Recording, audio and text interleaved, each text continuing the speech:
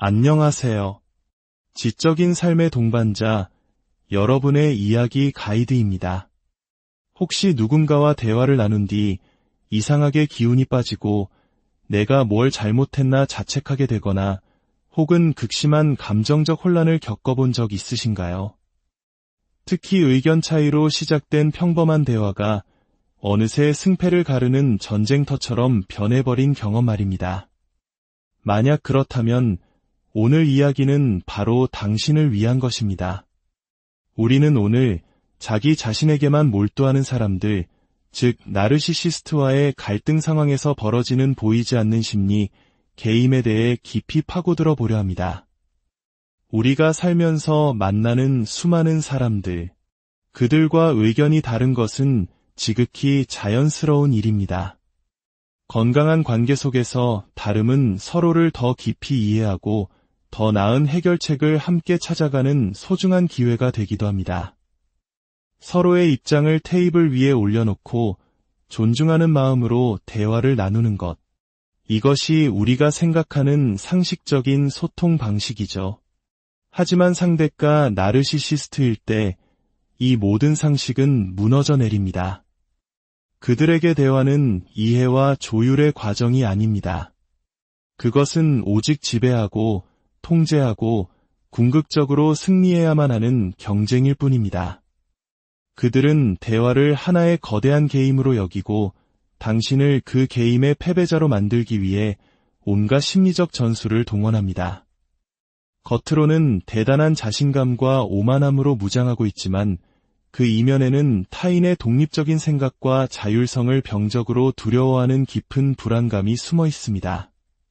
당신이 자신과 다른 생각을 가지고 있다는 사실 자체만으로 그들은 자신의 존재가 위협받는다고 느낍니다. 그래서 당신을 흔들고 혼란에 빠뜨려 결국 그들의 통제 아래 두려고 하는 것입니다. 그들의 목표는 단 하나, 당신을 자신의 혼돈 속으로 끌어들여 감정적으로 지치게 만든 뒤 역시 너는 문제가 많아라며 우월감을 확인하는 것입니다.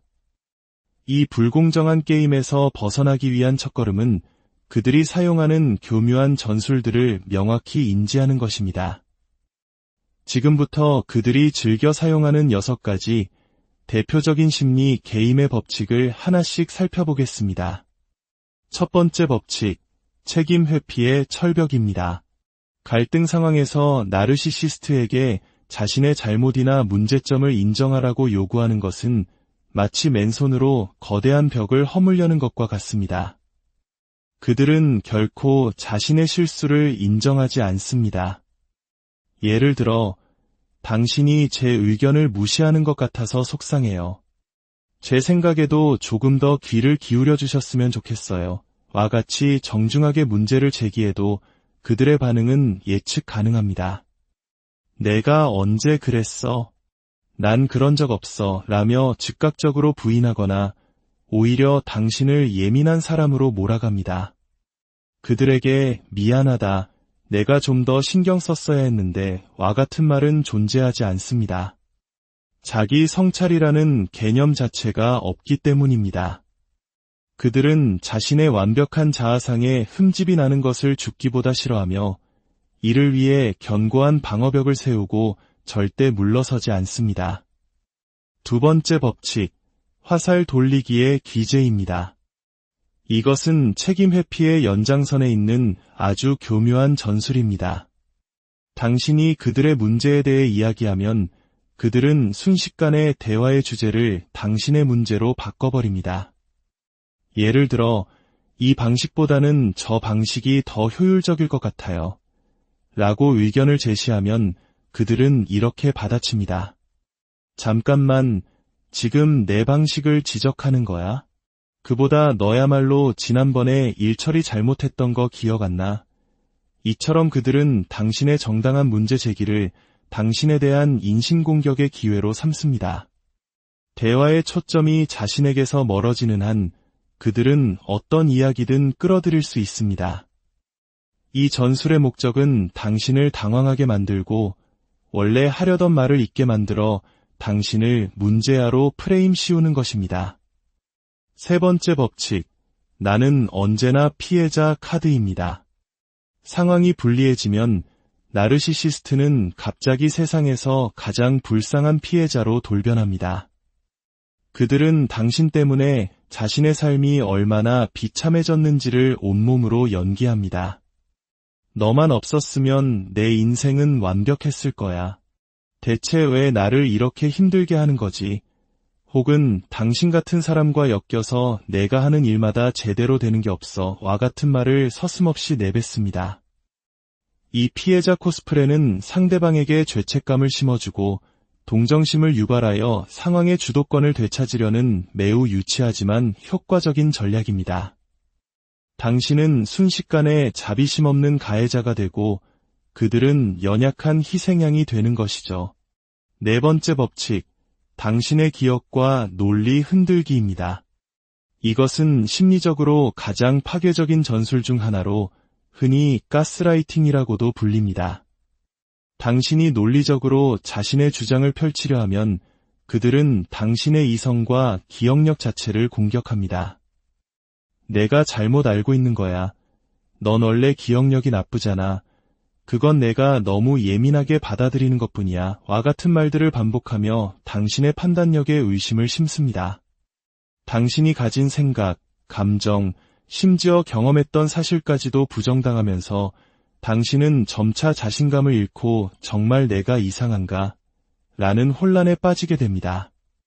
다섯 번째 법칙, 끊임없는 말 끊기와 방해 공작입니다. 나르시시스트는 당신이 자신의 생각을 온전히 문장으로 완성하도록 내버려 두지 않습니다. 당신이 무언가 설명하려고 하거나 자신의 입장을 차분히 이야기하려고 할 때마다 그들은 무례하게 말을 끊고 들어옵니다. 당신의 이야기에 대한 배경이나 맥락을 설명할 기회조차 주지 않습니다. 이는 단순히 성격이 급해서가 아닙니다. 당신의 논리적인 흐름을 방해하고 생각의 끈을 놓치게 만들어 당신을 지치게 하려는 의도적인 전략입니다. 결국 당신은 원래 하려던 말을 잊어버리고 감정적으로 격앙되며 그들은 그 모습을 보며 속으로 승리를 확신합니다. 여섯 번째 법칙, 논쟁 후에 잔인한 형벌입니다. 결국 대화가 소모적으로 끝나고 나면 그들의 진짜 보복이 시작됩니다. 그들은 당신에게 감히 나와 맞서 싸운 대가를 톡톡히 치르게 하려 합니다. 며칠이고 분을 사귀지 못해 뚱한 표정으로 주변 분위기를 싸늘하게 만들거나 당신을 투명 인간 취급하는 침묵 치료에 들어갑니다. 때로는 뒤에서 당신을 험담하거나 다른 사람들을 동원해 당신을 고립시키는 수동 공격적인 행동을 보이기도 합니다. 이는 나와 논쟁하는 것은 너에게 아무런 이득이 되지 않는다는 것을 당신의 뼈 속 깊이 새기게 하려는 일종의 길들이기 과정입니다. 그렇다면 이 예측 가능하지만 빠져나오기 힘든 게임에서 우리는 어떻게 해야 할까요? 많은 사람들이 저지르는 가장 큰 실수는 바로 그들의 게임에 똑같은 방식으로 응수하는 것입니다. 그들이 책임을 회피하면 어떻게든 인정을 받아내려 하고, 그들이 당신을 비난하면 똑같이 맞서 비난하고, 그들이 피해자 행세를 하면 나도 피해자라며 맞서는 것이죠. 하지만 기억해야 합니다. 그들은 이 게임의 프로 선수입니다. 당신이 그들의 규칙으로 그들의 경기장에 들어서는 순간 당신은 이미 진 것이나 다름없습니다. 당신의 감정은 소모되고 에너지는 고갈되며 결국 상처만 남게 될 것입니다.